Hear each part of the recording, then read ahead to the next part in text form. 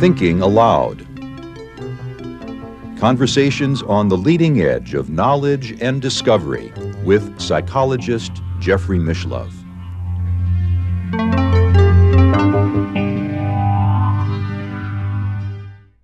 Hello and welcome. I'm Jeffrey Mishlove. Today, we'll be exploring the consciousness of animals. With me is Dr. Karlene Stange, who is a doctor of veterinary medicine based in Durango, Colorado. She is the author of The Spiritual Nature of Animals. A country vet explores the wisdom, compassion, and souls of animals. Welcome, Karlene. Thank you, Jeffrey. I've watched your show for years. I've really enjoyed it, and I'm very grateful to be one of your guests. It's a pleasure to be with you. In you, like I suppose many of us, grew up with the notion in the culture that animals are very, very different from humans, maybe not even conscious. Maybe they don't even feel pain, for example. Right. Yeah, I'd heard things like that my whole life. Animals don't feel pain. Animals are not conscious. Animals do not feel love. Animals do not have souls. And none of this made any sense to me from what I observed. Mm-hmm. So I wanted to understand this better. And as a veterinarian, I can make an animal unconscious with anesthesia. So it follows that it was conscious to begin with. Yeah. Right? And animals experience many different states of consciousness, including dreaming. Yeah. You can watch them. You can watch their little paws and hooves running, and they're vocalizing, and their eyes are twitching. A horse has to have REM sleep, or it becomes sleep deprived. Mm-hmm. So either they're in a coma, under anesthesia, asleep, dead, or they're conscious. Well, one other alternative is they're like robots, that they can perform intelligent actions based on some sort of algorithms, program, or instincts in the brain without being conscious, like a zombie. I don't think so. Yeah. Not from what I've observed. Mm-hmm. You know, you've interacted with thousands of animals. Yes. Many thousands. Uh-huh. And, you know, people come with the animals. It's a package deal. Yeah. And the people are very interesting, too. Let me tell you a story about a woman that came to Durango Animal Hospital with a fishing basket. And to the exam room, she came with this fishing basket and started out by saying, "I've never liked cats. And I've noticed a couple of feral cats living in the woods near my house." And she explained that it was a warm spring day, and she had the sliding glass door open to her deck, and she saw these two cats come onto her deck. But before she could react, they poked their head through the door and dropped this, she said, as she opened the fishing basket. And inside was a very tiny, very fuzzy, butterscotch-colored kitten. It was extremely thin and very hungry. So imagine my confusion. What kind of unconscious, unloving, soulless beings would drop their starving baby on the doorstep? You know, although many scientists claim animals do not feel love, there's a test to determine who loves you more, your dog or your spouse. You lock each one in the trunk of a car for an hour and find out which one's happy to see you when you let them out. This is a joke, but it highlights that forgive and forget, unconditional love the dog has for his people. Mm-hmm. So I think they are conscious. I think they feel love. And I think they have eternal spirits. They're just wearing different clothing. Well, and in fact, many animals have sensory capacities that far exceed those of humans. Right. We do not have sonar like bats and dolphins. We do not have the olfactory capacity of a bear. We don't have the visual acuity of the eagle. We can't shape-shift or transform our skin color or taste with our fingers like the octopus. But the one thing the human does have in superior qualities and quantities to other animals is the ego. And the Bible says this nicely. Mm-hmm. In Ecclesiastes 3:18 and 19, it says, if I get it right, I said in my heart that God is testing mankind to show them that they too are but beasts. For the fates of the sons of man and the fate of the beasts is the same. As one dies, the other dies, and they all have the same breath, ruach, from the Hebrew word meaning breath or spirit. Mm-hmm. And man has no advantage over the beasts, for all is vanity. And vanity is our ego. We are more creative. Ego makes us more creative. We're more creative than the other beings. I mean, beavers make dams, we make hydroelectric plants, okay? Mm-hmm. We're more creative than the other beings, and the ego makes us vain, and that's why we think we're spiritually superior to them. And we're finding out more and more now that it's more acceptable. It used to be taboo to even say this kind of thing, that animals are conscious or they have language. But over the last 20 years or so, things have changed quite a bit. And now there's more and more research showing, that even prairie dogs have a complex language, and even bees can count. The size of the brain has more to do with how to manage a body than it does with intelligence in what you have to do to be a bee or what you have to do to be an ant. So ants can go for miles looking for food, but once they find it, they beeline back to the hive. We need a GPS, right? They just got it. Uh-huh. So there's all kinds of amazing. We're not better. We're just different. Well, one of the intriguing things to me about animals is that on occasion, animals will rescue humans. I think dolphins in particular are known for saving drowning sailors. Mm-hmm. Even cats have attacked burglars, come into the house and they'll attack. I think my cat would. She's 7 pounds of fury. They can be territorial and they love their people and they will protect them and help people. And dolphins have saved other animals as well. And we save them. There's those lovely videos of us saving the whales and dolphins from nets and such. In fact, I recently saw on YouTube a video of a man had saved a bear cub who was drowning, and the mama bear watched all of this and came and gave this man a hug. Oh, my goodness. The animals seem to know when you're helping them. Mm-hmm. So I've worked with horses mostly for many years, and a mare will be violently protective of her foal. Mm-hmm. You don't want to get in between a mare and a foal. But when the foals are dying, they know that you're there to help. Mm-hmm. I remember this one mare. Her foal had colic for like 3 days, and she stood over this foal watching the whole time, and she was exhausted. Mm-hmm. And finally she sort of collapsed onto her knees. And I looked at her, I said, just lay down, I'll take care of him. So she rolls over and is breathing deeply, and suddenly the foal recovered, gets up, goes over and pops her, strikes her in the abdomen and the udder. Get up!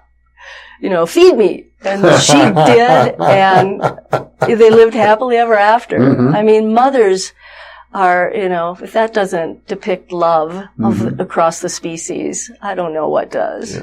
Well, talking about human consciousness for a moment, now I'm in my 70s, so I've had some experience being in this body. Yes. And one of the things that many of my contemporaries will say, you probably would agree with me, I think, I feel the same today as I did when I was a child. Yeah. It's like the consciousness remains the same, even though the body changes. Now, if that principle is true, isn't it likely that animals are pretty much just like us in terms of having a center of awareness? And everything else is different. The body is completely different. But it's like there's a person in a different kind of a body. I love to watch newborn foals because they're so precocious. And the mare is still laying there and the foal will be up and you can see them. It's like, oh, what can this body do? It's like a new spirit just entered this body. They're checking it out. You know, what can this do? And they buck and they fall. And I mean, if I suddenly found myself reborn as a foal, I'd be doing that. It may well be that, I've done many interviews and Bernardo Kastrup, as I recall, he suggests that we all partake of one great consciousness. We're all like little wrinkles in the larger consciousness. So in a sense, there's very little. I mean, other than the physical aspects, there's no difference at the level of consciousness, perhaps, between myself and a fruit fly. When I started reading De Quincey and Kastrup, I started understanding that, yes, these people are describing something that makes more sense to me. Mm-hmm. It's not like one being is conscious and another being isn't. I can buy that there are different levels of consciousness depending on the health of the body. Mm-hmm. But, yes, to me it makes sense that everything is spirit. Mm-hmm. Now let's talk about the octopus. Right. For a moment. They're very different than humans. Yes. In almost every regard. No backbone. Right. They're invertebrates. Mm-hmm. No spine, no bones. They have a donut-shaped brain. Mm-hmm. They can shape-shift. Because they have no bones, they can slither through any little opening. So they shape-shift into all different, and they can camouflage different colors and different patterns mm-hmm. on their skin. So they could be sitting right next to you on this carpet, and you wouldn't see them. So they are nearly impossible to keep in an aquarium because they're always escaping. Mm-hmm. And they can taste with their tentacles. They can taste there's a book I read recently about it, and if someone had been on a medication, the octopus would touch them and then reel back like they tasted bad. Uh-huh. Yeah, so they one marine biologist said if octopus evolved to live on land, they would rule the world. So yes, they're quite amazing. I've always thought they're very amazing, and they seem so different. We think of them as alien mm-hmm. in a way, like a creature from Mars might be like an octopus. Or I know in the movie Men in Black, they have all of these mollusk-like creatures because that seems so very different than the human. But at the level of pure consciousness, I wonder if they're different at all. I agree. In the Netflix series right now, the OA, I don't know if you've seen that. No, I haven't. She communicates with an octopus. This huge octopus hooks onto her with his tentacles, and then she speaks for it. Mm. And it's quite intelligent. So I think other people might assume the same thing. I believe they probably are quite conscious. Academics all the time say, stop anthropomorphizing the animals. Mm. They are not like us. Yeah, well, at the Francis Crick Memorial Conference on Consciousness in Humans and Non-Human Animals in Cambridge in 2012, a group of prominent neuroscientists explored these issues. And, the part of the brain, if it's in the brain, if consciousness is in the brain, the human has the neocortex, the prefrontal cortex that the non-human animals don't have. And they said there's no special substance responsible for consciousness in the neocortex. So they declared that animals are conscious, including Alex, the African gray parrot, and Octopus. Mm. They did an experiment they just demonstrated this, how quickly the octopus learns. They had an octopus in an aquarium, and they eat crabs, so they put a little cage with a crab in it, but it had a combination lock, and the crab tried and didn't get it, but they opened. The octopus tried. The octopus tried the latches and gave up, and then they opened up a screen so he could see the aquarium next to him where there was another octopus who already knew how to open up this cage. They put that crab trap in him, and he went, unlocked it, ate the crab. Mm-hmm. So they put the little crab trap in the first octopus's aquarium, and he got it out right away. He learned by watching his neighbor. By observing the other octopus do it that quick. Mm-hmm. And, if you want to eat, you want to survive, you learn these things. And Alex, the African gray parrot, that was Irene Pepperberg, was a researcher back in the 1970s, and she bought a random African gray parrot at a pet store and taught him to say 100 words. And he was brilliant. He could do the math of a 5-year-old. A 5-year-old human. She would take trays of different colored objects and blocks, balls, keys, different things. And she'd say, Alex, how many red? Or what color key? And he would answer her. But sometimes he got bored and didn't want to play the game. Mm-hmm. And she gave him nuts. And so one day she said to him, something like this might not be exactly correct, but she said, Alex, how many red? And he said, blue, want a nut. There were no blue. So she said, she knew he was just being difficult. She said, no, Alex, how many red? And he said, blue, want a nut. Alex, how many red? Blue, want a nut. He spells it out for her phonetically, right? So she goes, okay, smarty, how many blue? And he said, none. And she had not taught him the concept of zero.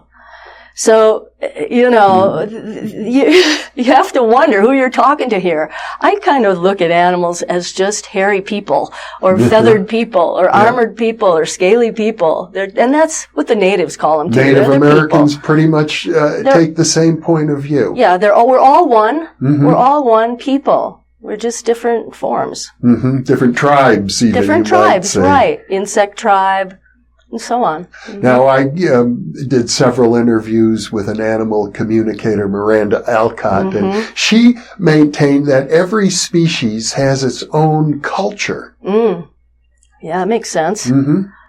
Yeah. Of course, culture would often be conditioned by the body itself. True. Human culture has a lot to do with our hands, our feet, our noses, and so mm-hmm. on. And when I did study animal communication mm-hmm. for this book, and I noticed that when I talk to different species that, I have to realize who I'm talking to. They're not.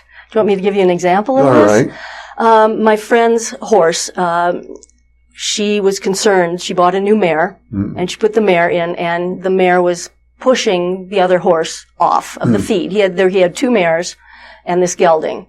And she was concerned that the gelding was getting beat up, and she would get rid of this mare if he didn't like her. So she wanted me to ask him, do you like her? Mm-hmm. So the first thing I said to him was, thank you for being so nice and letting the little girl ride you. Her daughter rode him. And it was kind of like, huh? Yeah. And I thought, he's not trying to be nice. He just is. Yeah. That's just who he is. He's a nice person. Okay. Mm-hmm. And so then I said, do you like this new mare? And he said, yes, I like her. And I said, well, your woman is concerned that she's being mean to you and pushing you off the hay, and that she'll get rid of her if you don't like her. And he said, that's my mare. And I went, oh, I'm talking to a horse. In the wild, they're matriarchal bands. Mm-hmm. The mares are the bosses. Oh. The stallions just guard, fight over which mares are theirs mm-hmm. and guard them. I see. Yeah, so the mares are the boss. So then I asked him, is there anything else you need? And he said, we need more hay. He wasn't concerned about I, which is what is this other kind of consciousness that humans have that non-humans don't have? And I think it is this I consciousness, this ego, right? And Rudolf Steiner, yes, he mentions that everything is spirit, but that humans have I consciousness. And so I think that might be the ego. Well, I wonder about ravens, for example. I know that they are attracted to things that glitter. They love, like I once was around a raven and I had a buckle on my shoe, and the raven went right for the buckle and started to try and, peck and see if he could pull it away and take it from me. I have to laugh because I ski at Purgatory Ski Area in Durango, and sometimes we come back to the parking lot, and there are a lot of ravens up there. And they'll be in the back of somebody's pickup bed, and they'll have the cooler open, and jars and bags and chips and things are all over the parking lot. Having a party. Right, they have a party. So a really great book about ravens is The Mind of the Raven by Bernd Heinrich. And again, he was back in the 70s when it was taboo to say that animals were conscious, and he could not be funded. Irene Pepperberg was not funded, but they did their research anyway. He did research, and he had to get ravens to do research on, and he said he could not trap them. They're so intelligent, he was incapable of trapping one. So he'd have to climb these tall trees and steal eggs and hatch them.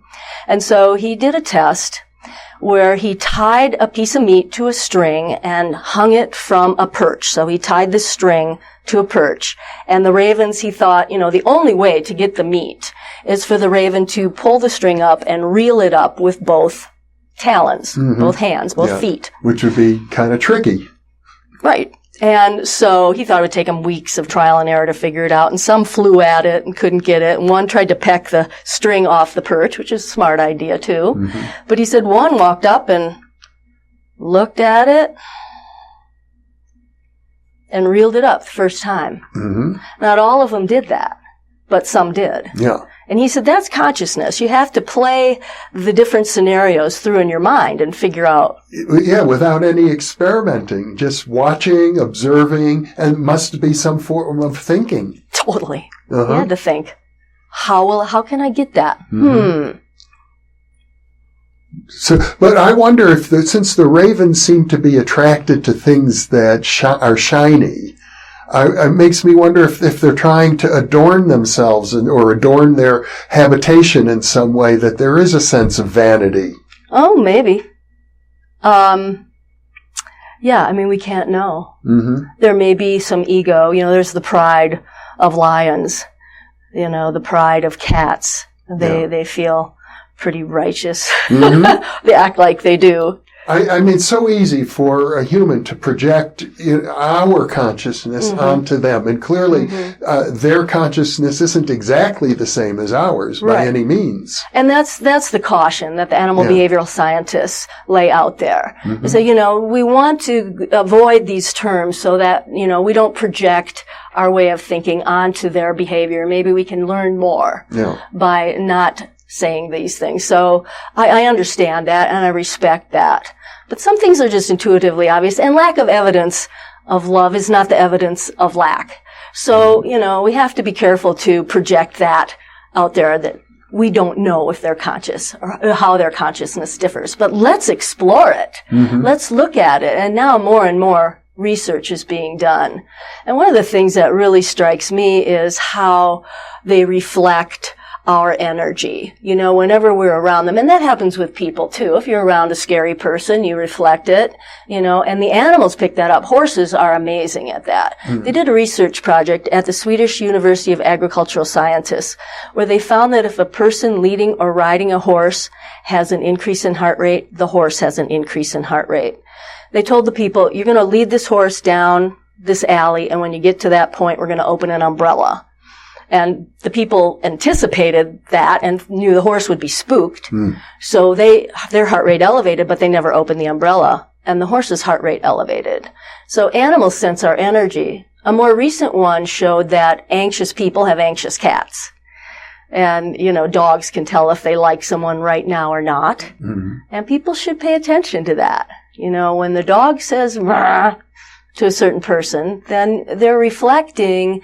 I think they pick up the energy of the person, the vibrational energy. We do too, but we filter it out with our prefrontal cortex and our analyzation and be nice and be politically correct or whatever. The dog's just going, no, that guy's a creep. Humans have now had 5,000 or more years, maybe 20,000 years of what we call civilization. And it seems to me that what's happening with civilization is we get further and further removed from our natural origins. We live, especially those of us who live in cities, we live in a realm filled with concrete. Mm-hmm. We sometimes never even touch the earth. Mm-hmm. We have soles on our shoes. We have electronics. We're so different than our early ancestors. But animals, because they don't have that, they're probably closer to their own intuitive instincts. Except for some of the domesticated animals, like the dog who has been with humans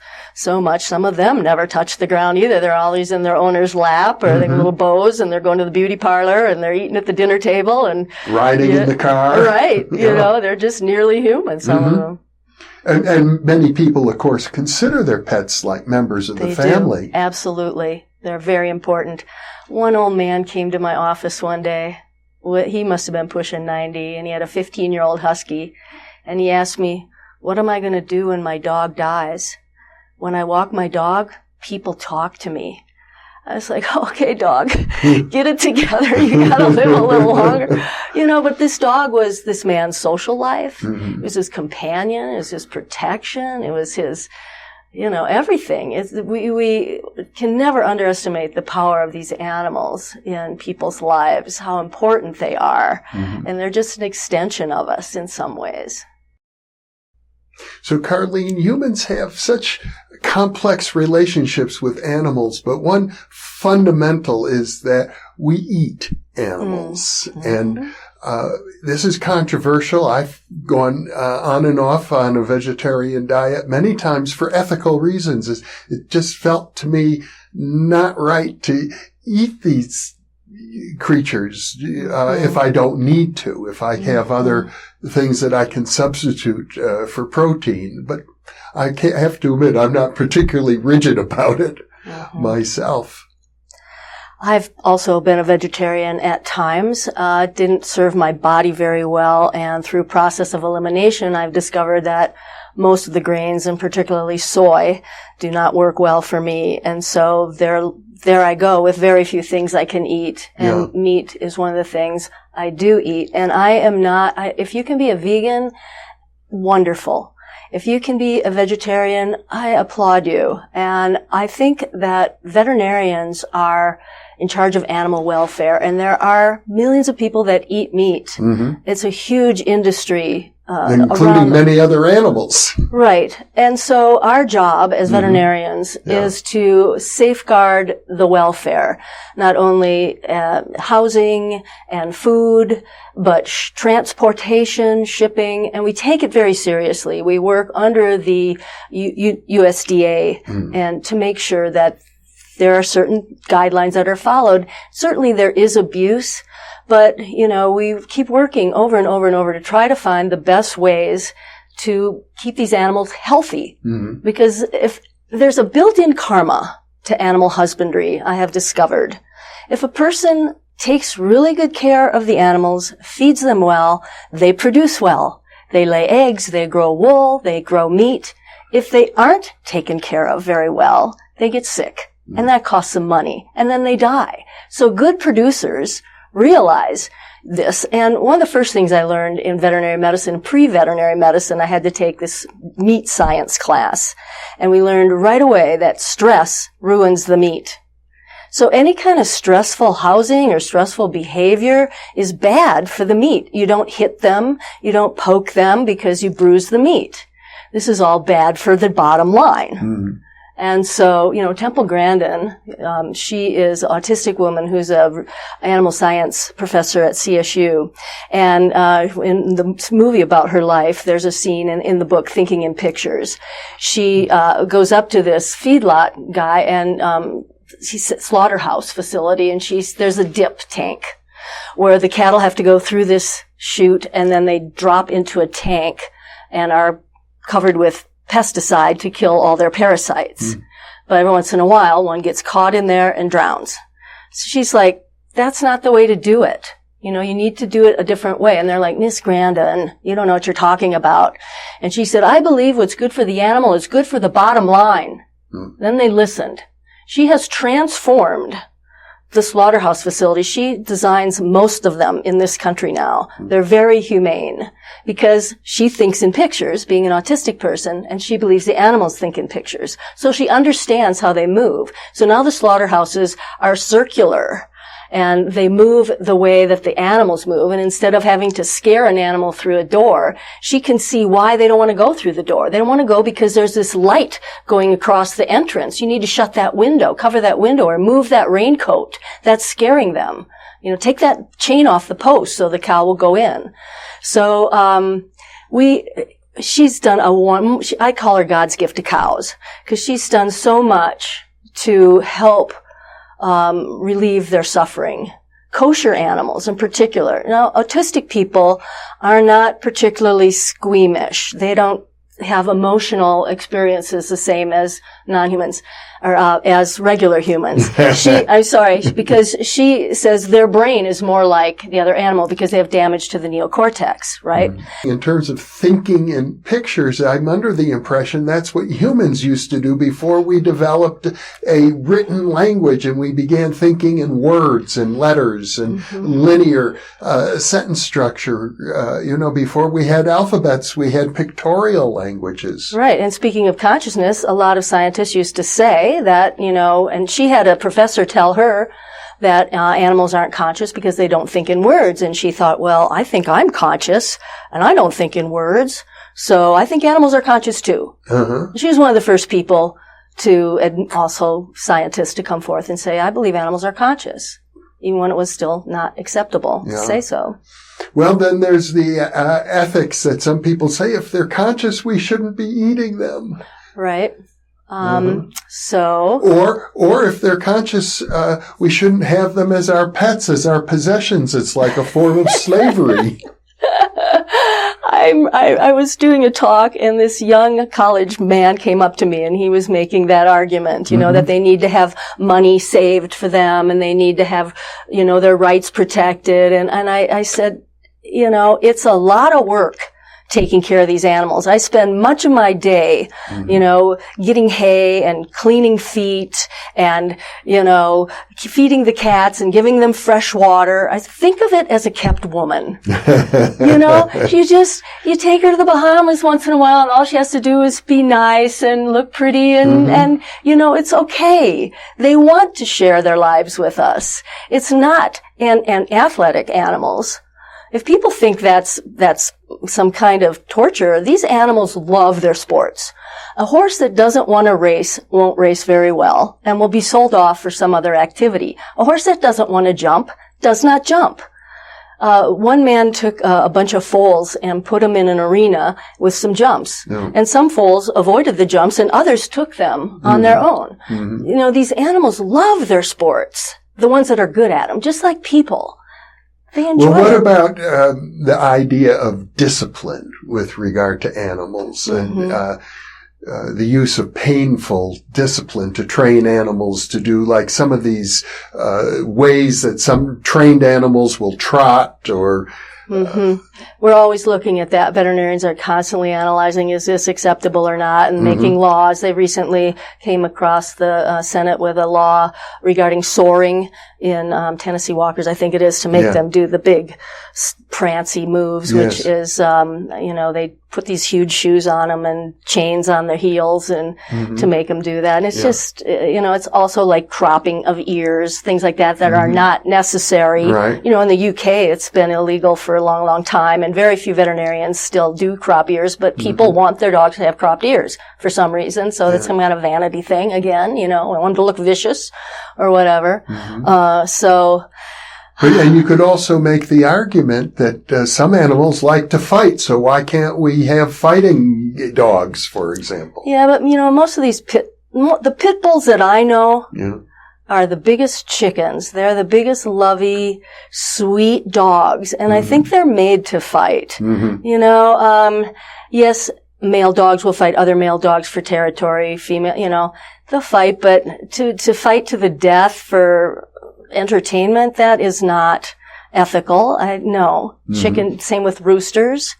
I can't really get behind that as being acceptable. As I recall, back in the Middle Ages, they used to, for sport, do something called bear baiting, where they would have a team of dogs attacking a bear. Yeah. I don't think that's very nice either. Yeah. But, it's like bull riding. Those bulls have a very sweet life. They are very well cared for. They are treated like royalty. And who do we root for? I do. I root for the bull. Get them, and those poor cowboys. They're destroyed. Their brains are damaged and they're mangled. But the bulls, some horses, too, they like to buck. And you find a horse that likes to buck, it's good at bucking, then they'll sell them as a bucking horse. And they actually have a very good life and are very well cared for. So I don't find the rodeos of today to be particularly cruel either. I think the animals enjoy playing with us. I know when I open my horse trailer, if I don't have a halter on my mule, she'll go in there. I have to go in and get her, put the halter on, take her out and reload her. A mule? They want to go. Yeah, I ride a mule. I see. Yeah, and Belly. And they love to go. They want to go to the high country. Let's have an adventure. Let's have some fun. They enjoy playing with us. Well, your attitude is a playful attitude. But under the impression that one of the reasons why people have cultivated this myth that animals are not conscious is because that's a way we can kind of justify our behavior toward them. And Mark Beckoff agrees with you.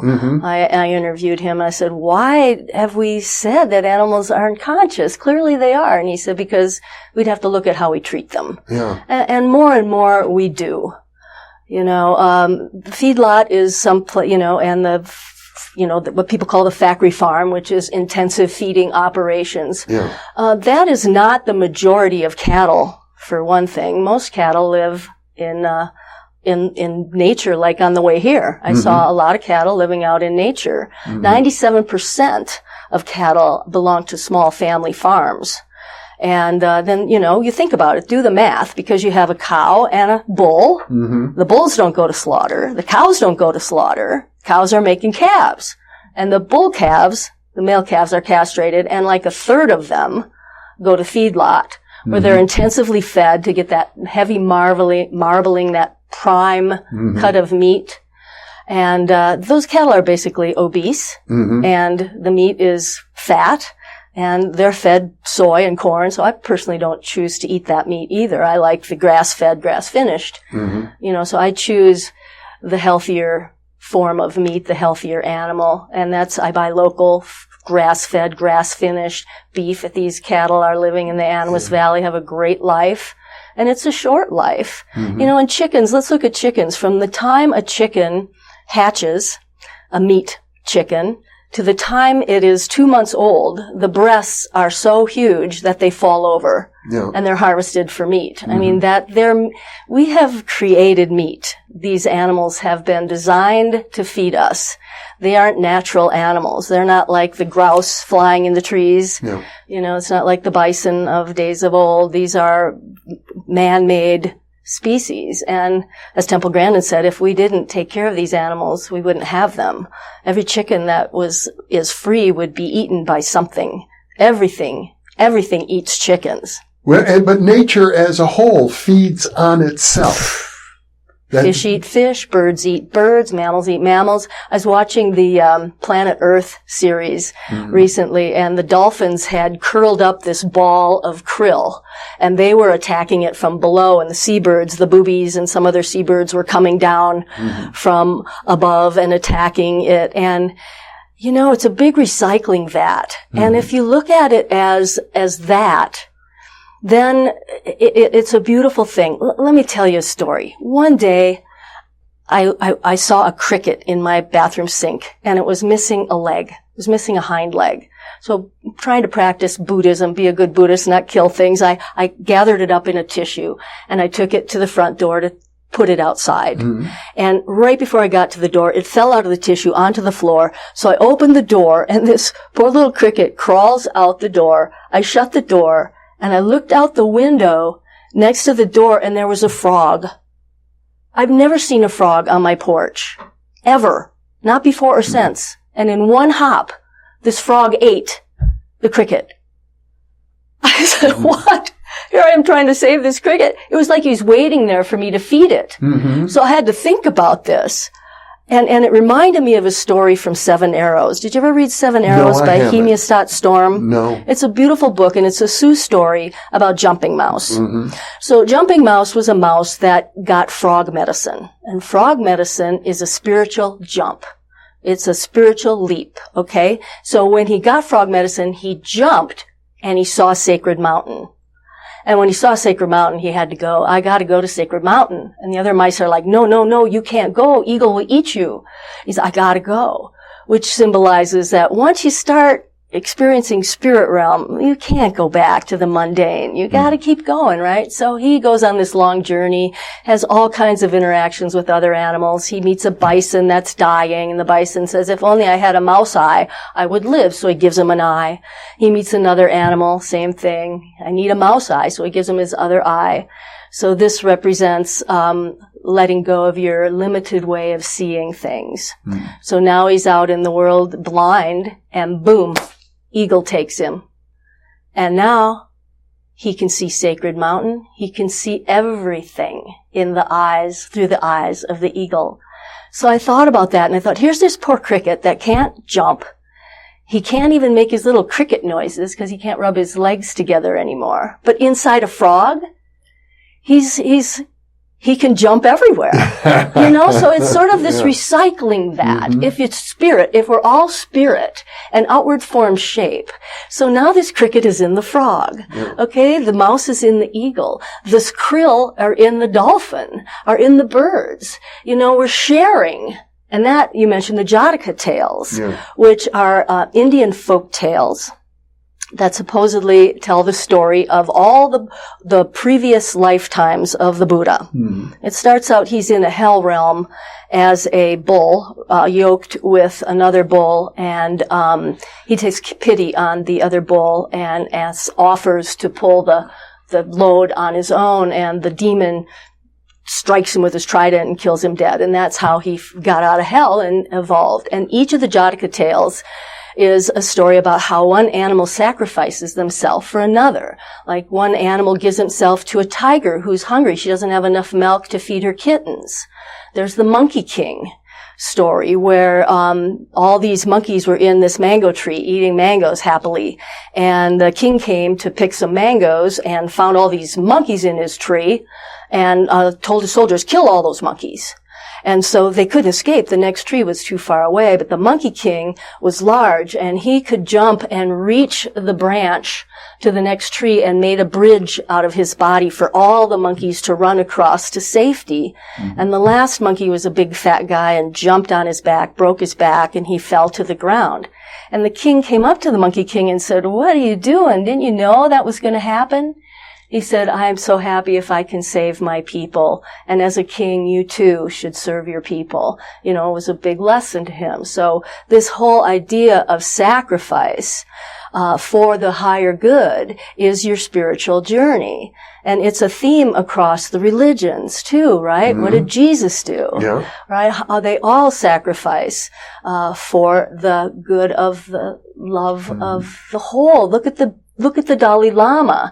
He's the bodhisattva of compassion, the Avalokiteshvara, who could go and be enlightened and never be anymore, but instead he's going to stick it out to the very last one of us is enlightened. And he's going to keep reincarnating and reincarnating until we're all enlightened. Now, I think it's very interesting that a Colorado female veterinary doctor such as yourself is studying Buddhism because you came of age, so to speak, in an era in which there were no female vets at all.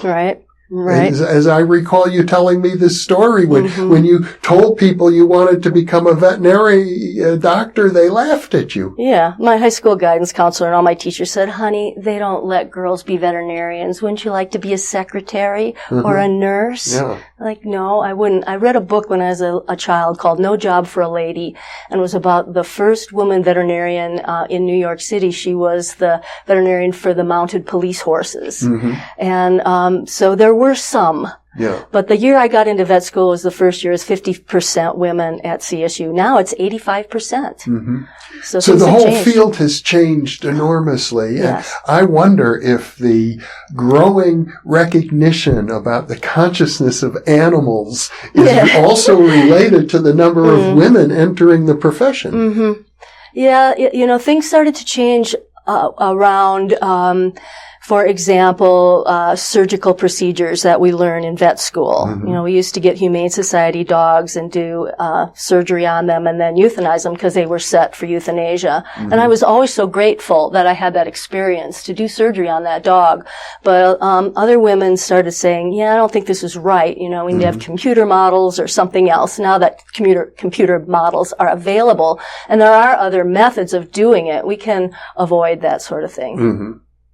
So yes, it has changed quite a bit. Yeah. There's a lot of attention being paid. Well, I know there's some company called Beauty Without Cruelty, emphasizing animals used in cosmetic research. And so the condition of animals used in research has often been criticized. Right. And the chimpanzee has been freed recently as well, which is huge because they're clearly conscious beings. Yeah, look at all the work Jane Goodall has done with them. I can't imagine what it was like for her back in the day when much of what we're saying now was completely taboo. And And she's so placid and gentle in her presentation of the information. I admire her a lot. And of course, we're most closely related to other primates, chimpanzees, gorillas, bonobos, and they do seem to have the ability to learn words. Oh, right. Right. So Coco the gorilla did all those signs, you know, and we didn't give her any credibility, you know, and when she was given a kitten, and kitten got out of the cage and out of the cage where Coco lived and got hit by a car, and when they told her the cat was dead, she signed bad, sad cry, over and over again. And yet we still didn't think they had emotions. You know, non-human animals don't have emotions. And you mentioned earlier that, you know, we used to think they didn't have pain. Yeah. Alan Schoen, in his book, Kindred Spirits, talks about when he was first practicing veterinary medicine in New England, and he was trying to tell the cattle producers, you know, the local cattlemen, you know, dehorning cattle, we need to give these guys some analgesia. And they're like, nah, why? They don't feel pain. Yeah. He's like, let me show you. I'll do one with analgesia and see. I mean, and they did better. But people didn't think they felt pain. And now I have a truck full of analgesics. You know, we sell lots of pain relievers for animals. So obviously they feel pain and they have emotions. And oftentimes they form long-term bonding relationships. Oh, yes. Yes. Think about the wolf and geese, and there's many, many animals, ravens, that mate for life. So that's another thing Bern Heinrich said. He said they mate for life. Clearly, I believe they feel love. Yeah. You love that particular bird, and they mourn when their offspring, you know, sometimes the fawn is hit by a car, or dogs get it or whatever, and the deer will whine and moan around the neighborhood, and it just breaks your heart. Yeah. You know, they really exhibit distress when their loved ones are gone. I recall one story out of Africa, a man who was an animal researcher, and he had spent his life studying the elephants in Africa and working to protect the elephants. And he died. He was living in a cabin somewhere in an African country, and his body was laid out in mourning, or in state, I guess you would say. Yes, I know who you're talking about. You know the story. Right. Yes, and all the elephants came to his house. Yes. To pay their respects. Yes. At the time of his death.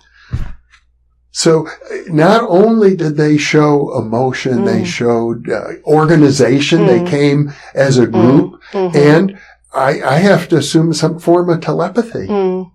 Yes, I do think they understand beyond words sometimes.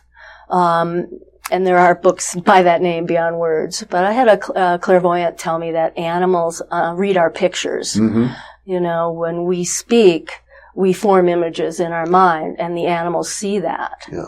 And so they also understand us on a different level, like telepathic level, which she explained that was a problem for her because she was teaching the horse to lunge, run around the round pen. At the same time, she was learning how to teach the horse to lunge. And the horse was going one direction, and she thought, now I need to make the horse stop and go the other way. And when she thought that, the horse stopped and went the other way before she asked it. You know, and the channel Abraham, I was in the hot seat with her one day, and she said, you know, the animals get into trouble with us also when we want them to do something beyond their vibrational speed. For example, we say, I'll give you my approval if you jump through these hoops, or I'll give you my approval if you run around these barrels. But sometimes we ask them to do more than they are really capable to do energetically, and that's when injuries occur. And it's hard to tell people. I've had clients sometimes. I remember this one guy, he loved roping calves. That was his thing. And the horses that love to rope are amazing at it. They love it. But this horse, his withers kept going out. I'd have to go do chiropractic and acupuncture on this horse every week. And I said to him, you know, this horse needs a break. This horse needs a rest. Go do a trail ride or just stop. You know, there's nothing wrong with the saddle. The saddle fits. It's just overworked. He did it too many days a week. And, you know, he didn't want to. I said, then get a new horse. this horse is done. Mm-hmm. And people, they don't, they have a horse that does what they like. They know it. It's like driving your special car and it breaks down. Make it work. And it's like, I can't fix it. It needs a rest. So sometimes we need to encourage people to pay attention to this. Yeah.